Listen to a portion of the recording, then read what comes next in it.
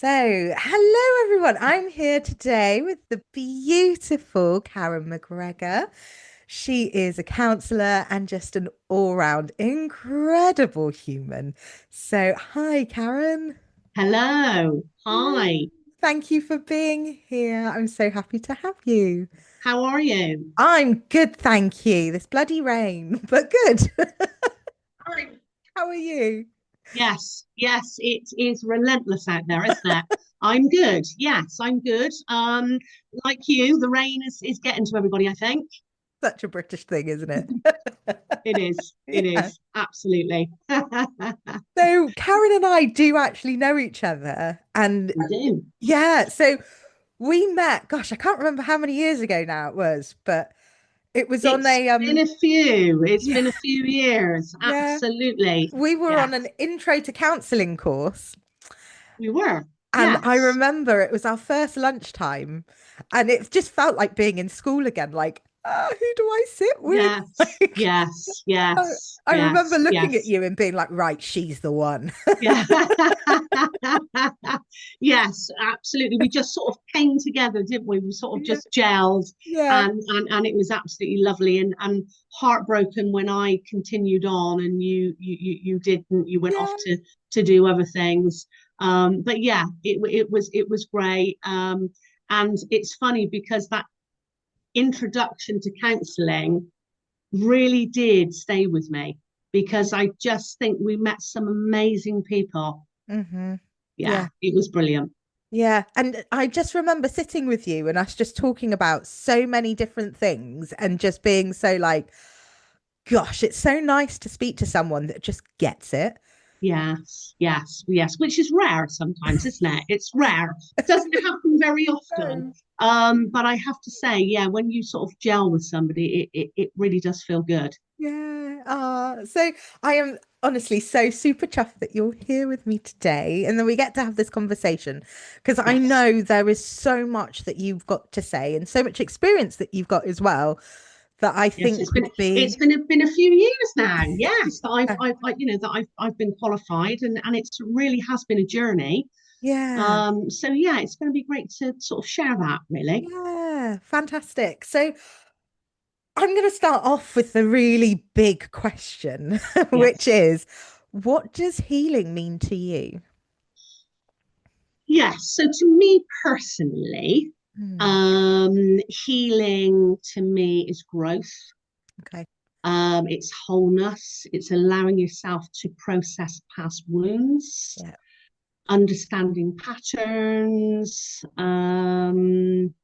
developing healthier responses, and living more fully and authentically. That's how I see Yeah. healing. Yeah.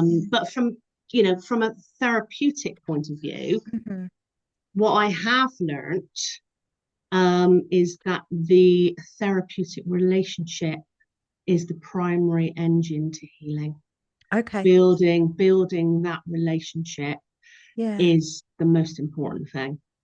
And Absolutely. it just helps people move forward into Yeah. that sort of journey of healing. Yeah. Oh, and that's such a privileged space to be in as Yeah. well, Yeah. to be Yeah. able to hold someone's hand whilst they're going through that and be that support and that Mm, grounding for someone. yeah, absolutely. And yeah, I feel blessed to be able to do that, to be able Yeah. to sit with people in that space and, help them start to process trauma, Yeah. and, look at some of the experiences that they've had Yeah. and help them move forward into that healing journey.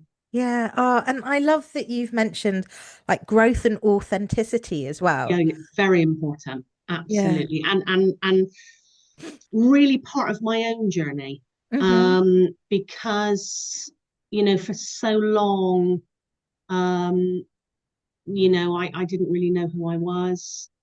I lost my mum when I was 13. Yeah. She was very young. She was 52. She Gosh. died of cancer. Okay. Um, and I was this sort of young girl that was completely lost for many, many years. Um, and didn't really know who I was Mm. and felt uncomfortable with who I thought I was at the Yeah. time. Um, but now, I'm 53 and I've done this sort of healing journey. I finally reached a stage, and actually my study has absolutely helped me. The Yeah. course, has helped me realize that actually being me is actually Mhm. okay. It's Do you actually know, okay. I think that's the most wonderful thing about studying and learning, especially the things that, we've both learned, like with my neuroscience stuff and you with the counseling and the Yeah. psychology and all of that, is Mm. as you're doing it, you apply it to yourself and you're like, You do. You ah, absolutely do. Yes. that's Yeah, for why. sure. And I really did do that. Studying to become a counsellor, you really go Yeah. inwards and you look at your own experiences, your own trauma. You look at what's coming up for you. Why do I feel this way? Mhm. We have quite a bit of our own personal therapy as Yeah. well. Um, so I did go to some very, very difficult places Yeah. while I was studying. Um, and there was many, many times where I thought, can I continue with this? Yeah. But I'm so thankful that I continued on. And it absolutely was life changing for me. Yeah. The thing that I've realized with this is that when you get to that point where you're like, is this too much? Yes. Can I bear any more? That's the sweet spot where it's like, it's gonna get so good after. Yeah, Just yeah, yeah. And, push and through. so many people, I joined, sort of many groups with people that were qualified. Yeah. And everybody said, hardest sort of course of their life. But when you reach the other side, Mhm. you look back when you've finally done it and you've finally sort of graduated and you've qualified, you look back and think, wow, Yeah. this is life changing. And Yeah. I questioned that at one point. I did question that, and I did think, am I ever going to get there? Yeah. But absolutely now, X amount of years on, um, I can actually relate to that. That it was probably the best thing that I ever did. Yeah. And you've helped so many people since, so it's wonderful that Yes, you push through. Wonderful. yes, yes, yes. Do Definitely you, worth it. Definitely worth it for sure. so do you think your understanding of healing has evolved from when you were, in the depths of it and to now? Obviously, with your journey, that's kind of Yes, pushed you through. yeah. But yeah, how has it evolved for you? Well, so it's definitely evolved, I would say, through my life experience. Okay. So, studying Hmm. and doing lots of inner work Yeah, has really helped me to become a lot more self aware.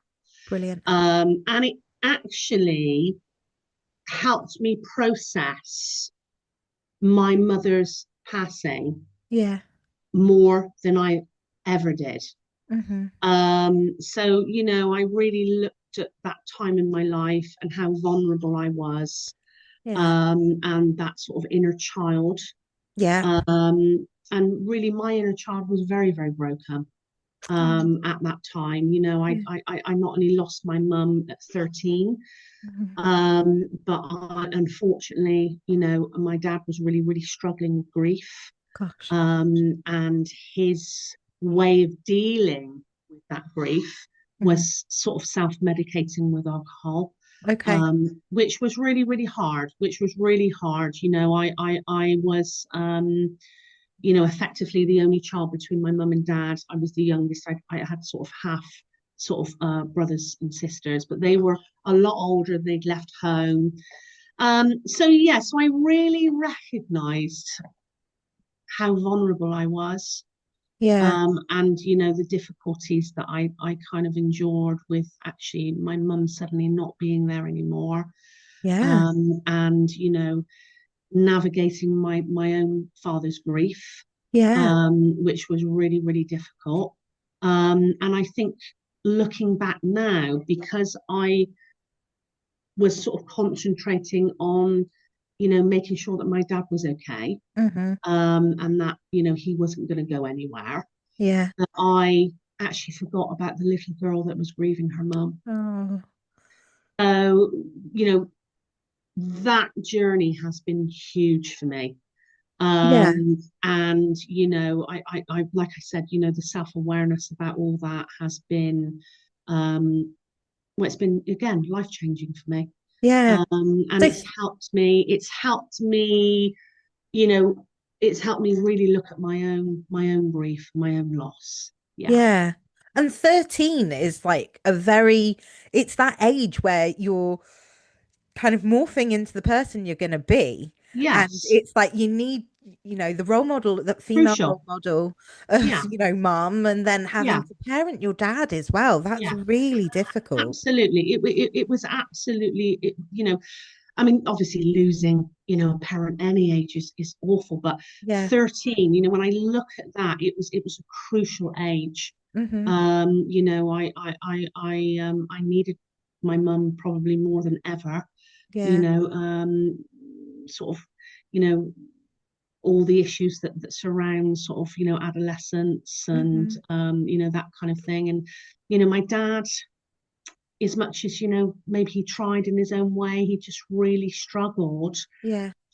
to bring up a 13-year-old girl. Mm. And he, his way, like I said, was really sort of self-medicating with alcohol to help him get through that loss, because he was, my mum was 52 Yeah. and my dad, which, I'm 53 now. So that is a big thing. That Yeah. Yeah. Yeah. actually, I mean, turning 52 was huge for me. Hmm. It was really, really huge that I'd reached that sort of age that, my mum had passed. And my dad was only 43 Gosh, when he that's no passed age, away. is So it? he was Yeah. really young, and really struggled and continued to struggle, Yeah. I lost my dad 7 years ago to lung Oh, cancer. okay. So yeah, he did continue to struggle throughout his life with mental health. Yeah.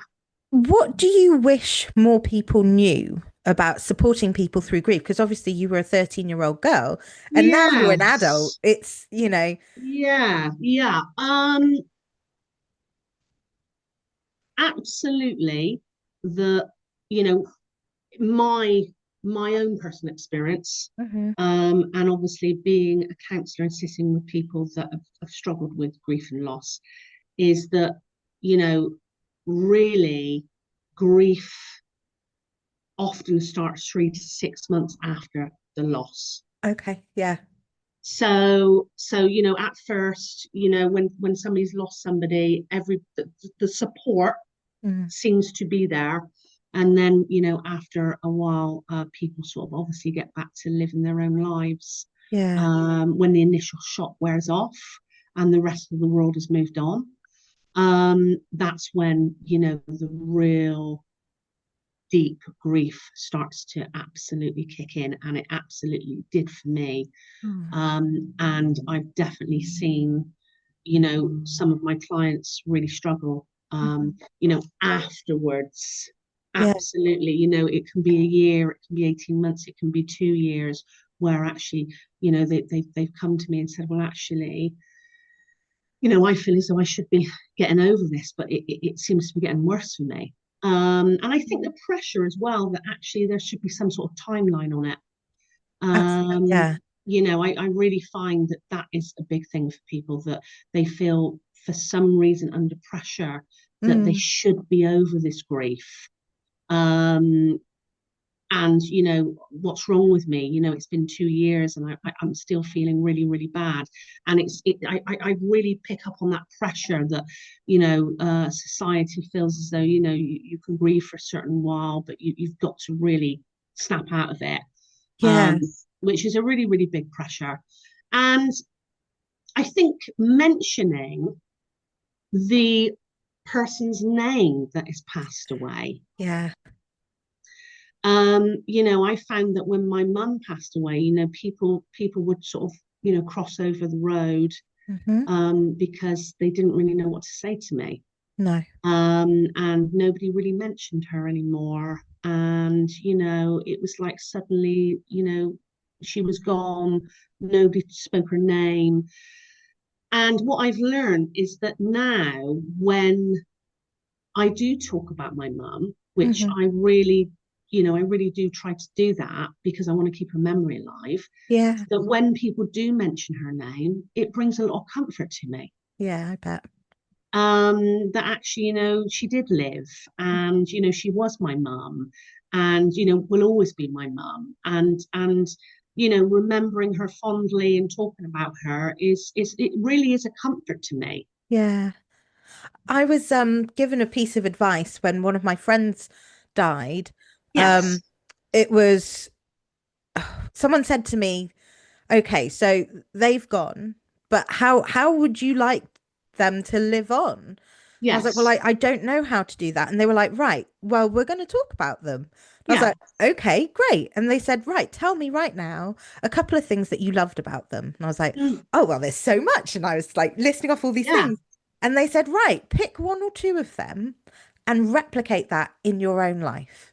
yes, Because then they're living on and you're keeping a little core bit of them yes, going and sharing. absolutely, So absolutely. now, any time Yeah, that I have a client that comes to me that's going through grief, that will be one of yeah, the first things that I say to them is, yeah. right, let's talk about them, Yeah, say who they yeah, and are, it, and and it's really, I think that's really important, and absolutely something that I try to do when a client comes to see me is that Mhm. actually, we gently, very gently, we do talk about that person, Yeah, and we talk about the person's qualities yeah, and things that they love about that person, and as much as that obviously brings up emotion, hmm, it is absolutely part of healing. mm, And that actually, they want to talk about the person that they've lost. yeah, They want to remember the person that they've lost. And I just think that's, it's quite important for people to know that actually,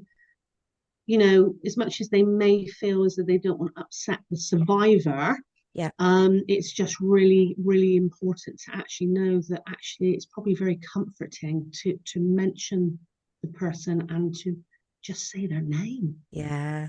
I was at a Tutankhamun exhibition a few years ago, and Mm, right before you left, there was this area, and it said on the wall, um, people die twice. So the yes, first time is their body, and then the yes. second time is the last time their name is mentioned. Mm, So mm, I thought that was just really beautiful. So now yes. whenever I see benches or anything like that, I'll say that person's name Yeah, that's on the yeah, that's bench. lovely. Yeah, I think that's it's really such a lovely. good way to honor people. Yes, it is. Absolutely, Yeah. absolutely. And just a small thing like saying somebody's name Mhm. is just, yeah, it's just a really big thing. So you mentioned earlier that you get quite a few people that come to you like a year or two on and they're like, Yeah, why am I still going through this? yeah, Why am I not, at a place where I think I should be? yeah. What do you think the most common misconception is that you've had with people going through like what healing should look like? Yeah, I mean, there's one thing that does spring to mind, which, is very much so sometimes when I get somebody come to see me that is in crisis or really struggling with grief and loss, they automatically think that the therapist is the fixer. Yeah. So is gonna wave the magic wand and everything's gonna be okay and everything's gonna be gone. So that can be a little bit tricky at Hmm. times, to sort of navigate. Because I think people sometimes they just want the pain to go. Yeah. They just want somebody to maybe say the magic word Hmm. or give them a technique, that's actually going to make everything better. Yeah. Um, because I think it can be painful that actually, okay, I'm going to have to do a little bit of inner work. Yeah. I'm going to have to maybe go to places, revisit places that are hurtful, Hmm. and that's work sometimes, isn't it, for Yeah. people? Yeah. That's really, really hard work and scary. Yeah. And a little bit scary that actually, okay, I've been trying to block out whatever trauma is happening to me. Mhm. But, sometimes in therapy, we really need to sort of gently look at that. And that can be really, really hard to do. I remember when I was going through some of my worst times and I was speaking to a counselor, I'd feel like I was getting to a really good place. It had been 6 months after my first session, and I was like, oh, yes, I'm feeling amazing. Yeah, And my brain was like, oh, we're safe now, aren't we? Here we go. yeah, Boom. Have a bit yeah, of a trauma flashback or all yes. this. You're feeling safe. Here we go. All these things Yes, you repressed. And I still have it now, 10 years on, yeah. where if I'm my brain is slowly being like, oh, here's more.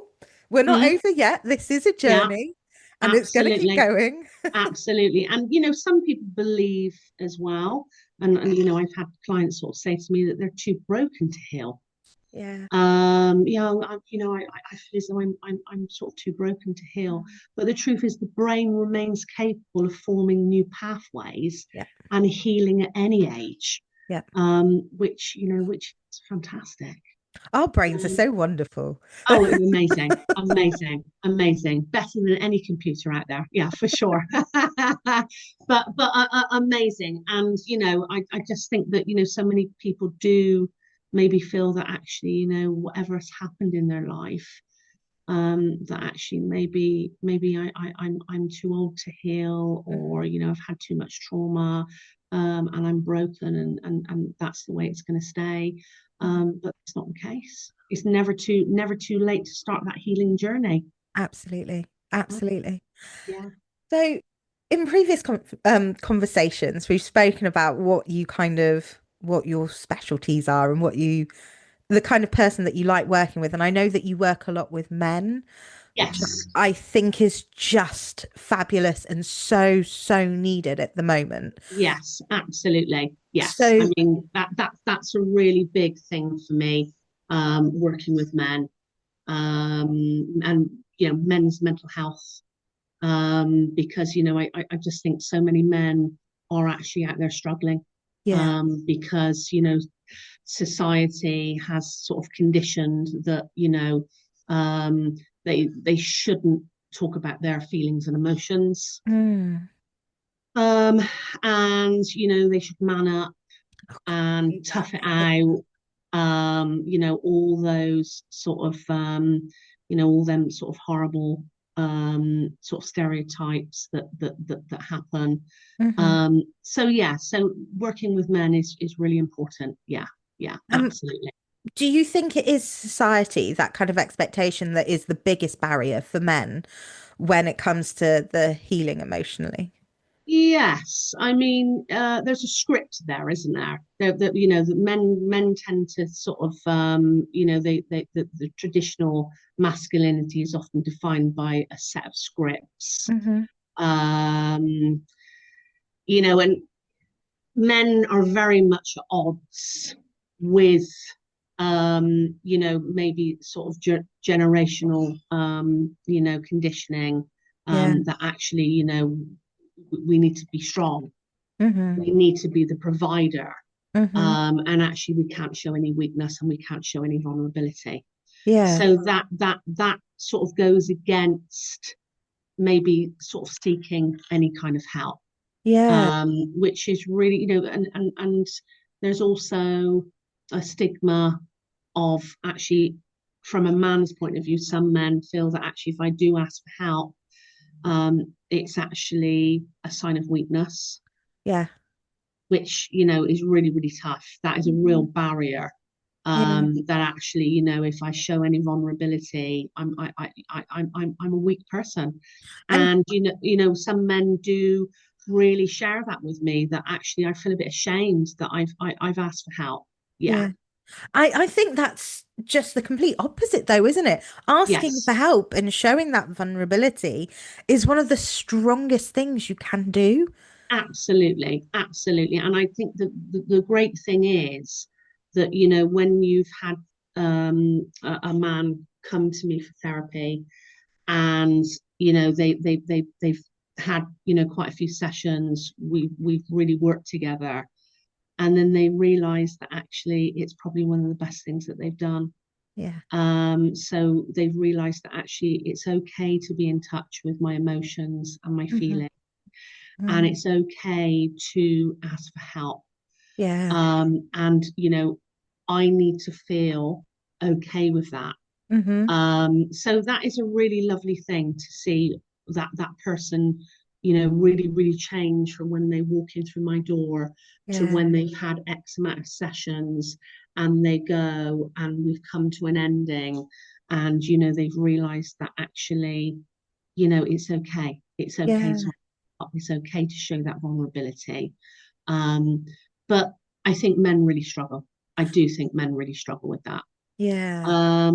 So yeah, so you know, it is a really, it can be really tricky with men, because they have so many areas of, you know, be a man, be strong, you know, tough it out, don't show any weakness.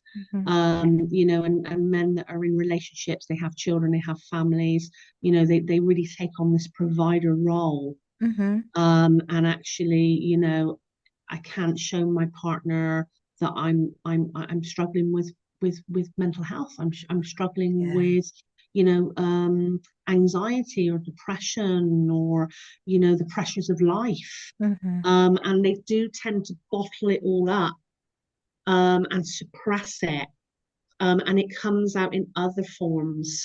And you know, a couple of different ways is anger, and then they sort of self-medicate, Yeah.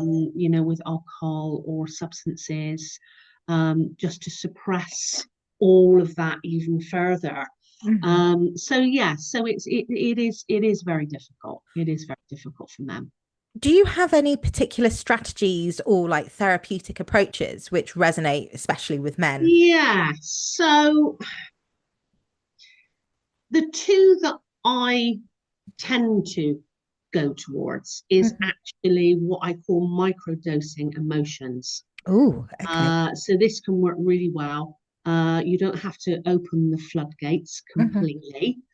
It's setting a timer for, say, 10 minutes a few times a week to journal or simply sit with your thoughts. Yeah.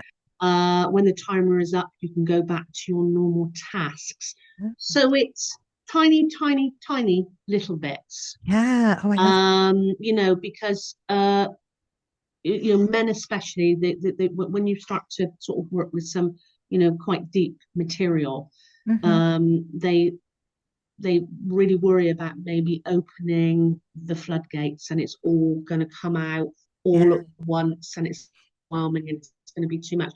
So it really is about just doing that very tiny bits, which actually works really well for Oh, some I people. love it. It's like building Yeah. habits, isn't it? You're teaching Yes. yourself that these Yes. tiny steps, and then they build and build, and giving Yeah. yourself that time to process and be like, Yeah. no, we're safe. It's only 10 minutes.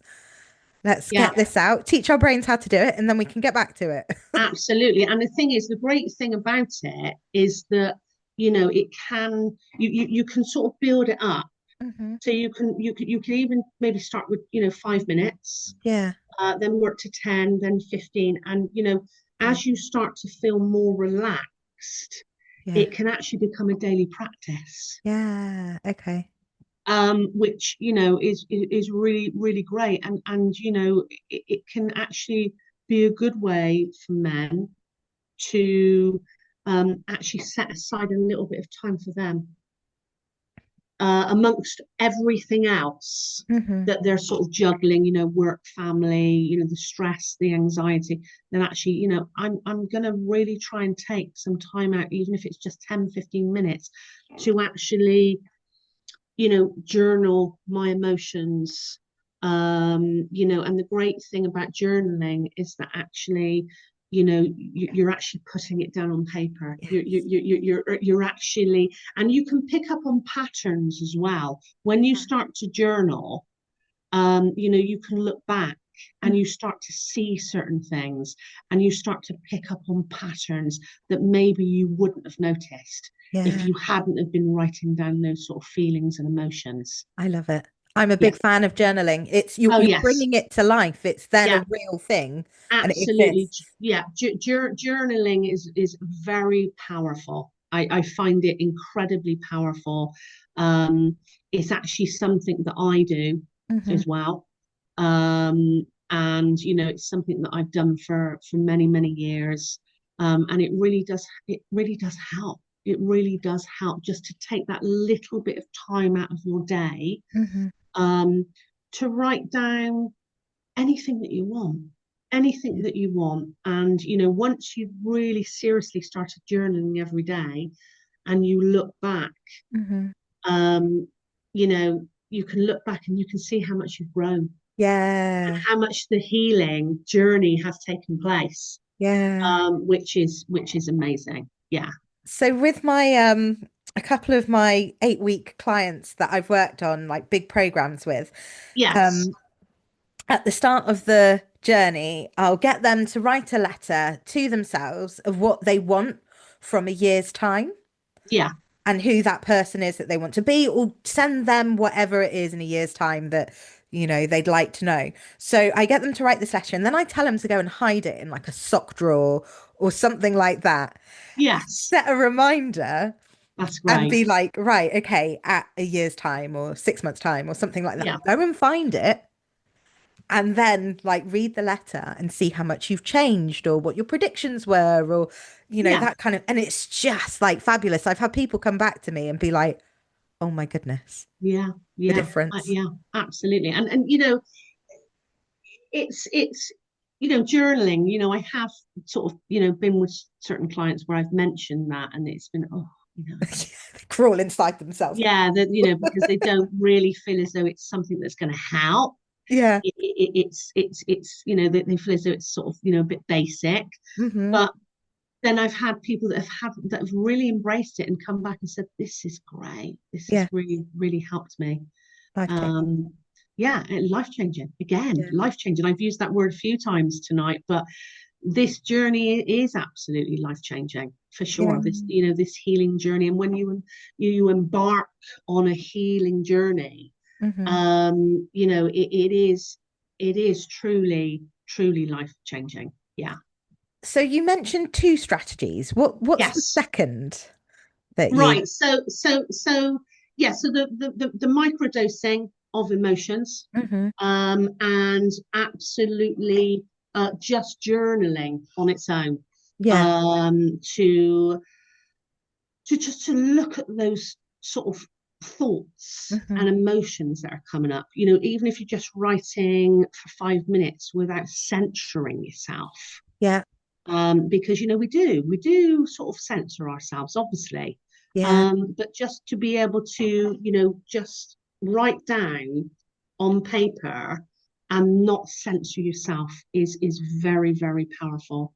Yeah. And it can be a great way to defragment Hmm. the mind, um, and any patterns of behavior or triggers. It can highlight all of that as well. Yeah.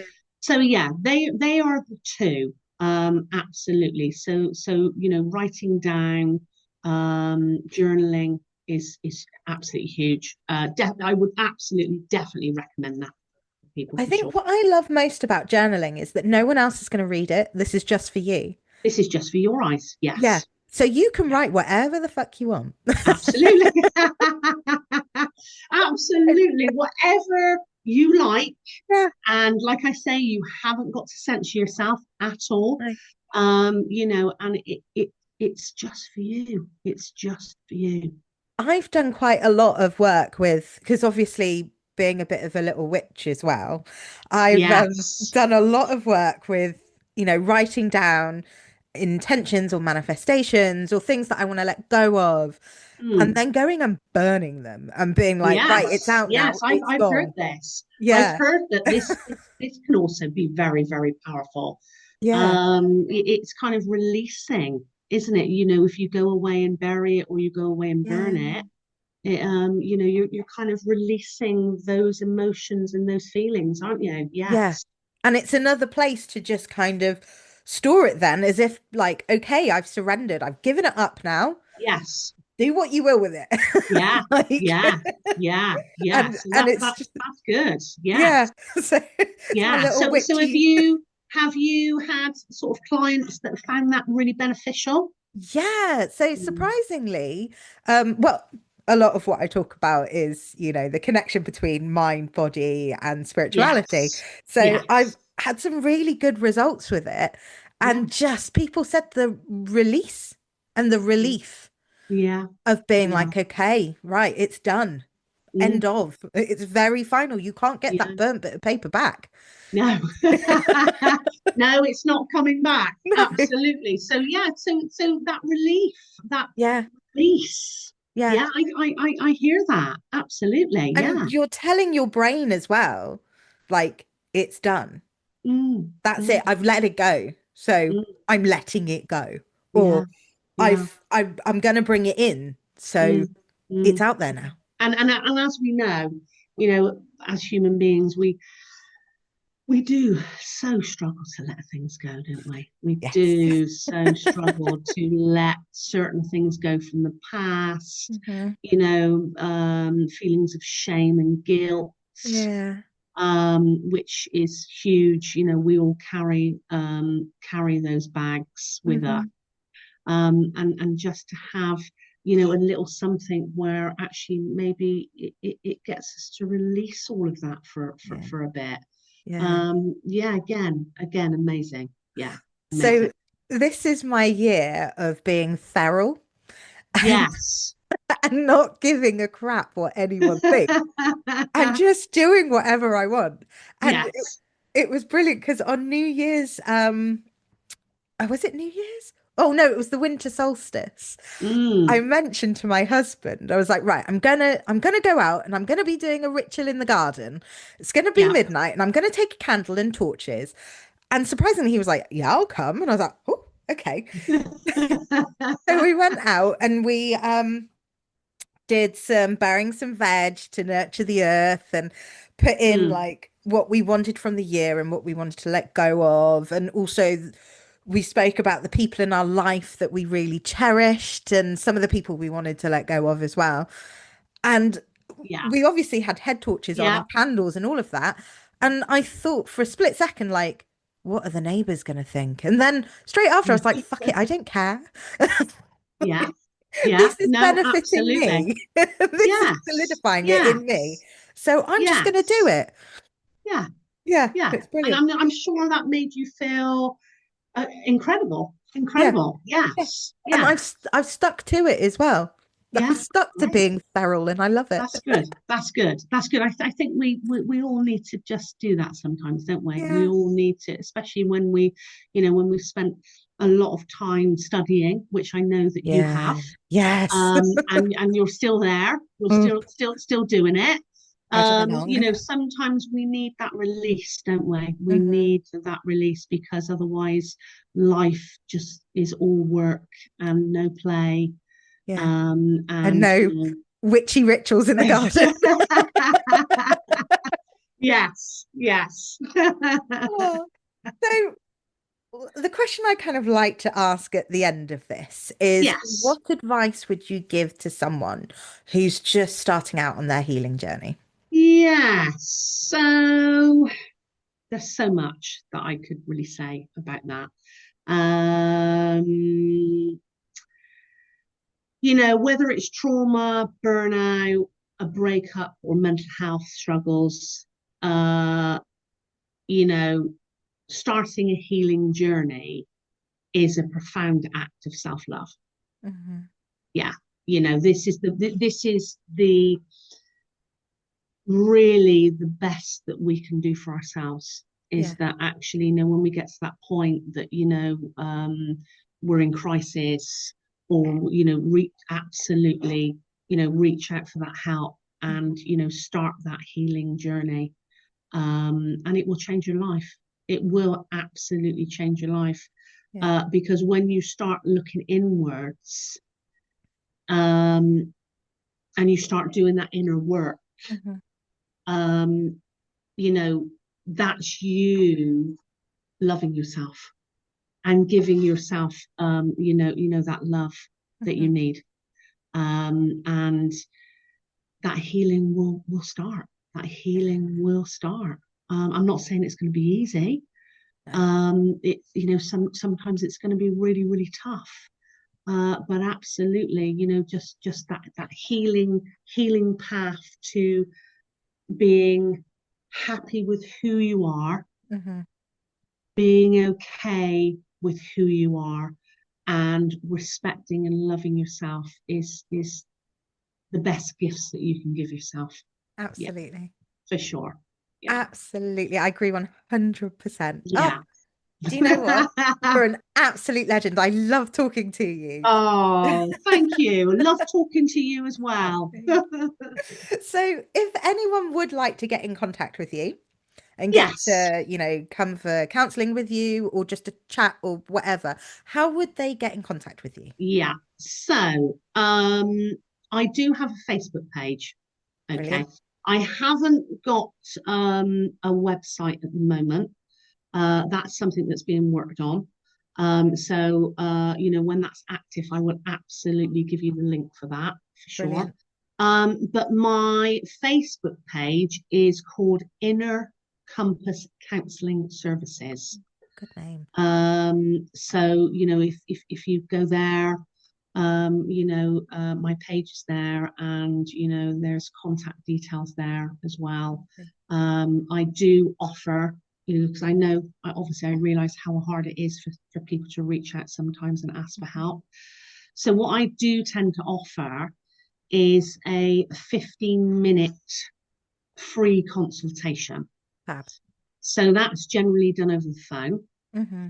And that really gives me chance to sort of touch base with somebody, and just for them to talk about their presenting issues. Yeah. So that is really, really quite popular. So people quite like that, to be able to, for us to talk for 15 minutes, and then we can talk about things like pricing. We can talk about number of sessions, Hmm. um, and yeah, so from that 15-minute consultation, we then sort of go on to book some sessions, Brilliant. and that can be face to face, it can be online, it can be telephone sessions.